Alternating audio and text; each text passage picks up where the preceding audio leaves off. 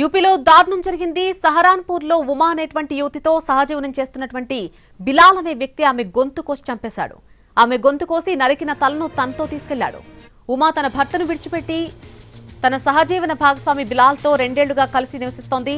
బిలాల్ వేరొకరిని పెళ్లి చేసుకోవాలని అనుకున్నాడు. కానీ ఉమా తనను వివాహం చేసుకోవాలని అతనిపై ఒత్తిడి తెస్తోంది.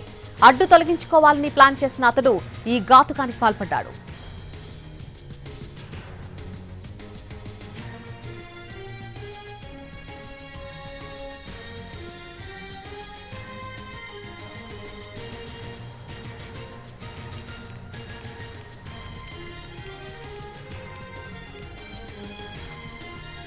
యూపీలో దారుణం జరిగింది. సహరాన్పూర్లో ఉమా అనేటువంటి యువతితో సహజీవనం చేస్తున్న బిలాల్ అనే వ్యక్తి ఆమె గొంతు కోసి చంపేశాడు.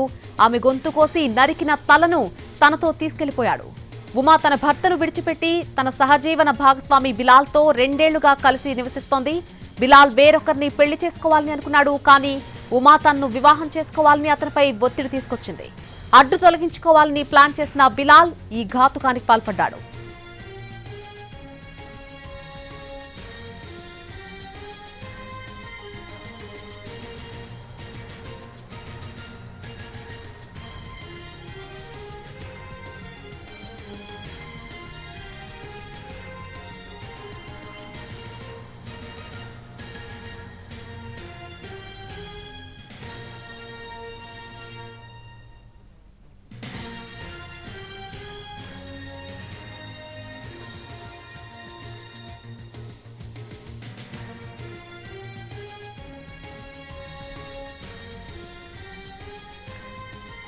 యూపీలో సహరాన్పూర్లో ఈ ఘటన జరిగింది. యువతి గొంతు కోసి చంపేశాడు ఆమె ప్రియుడు.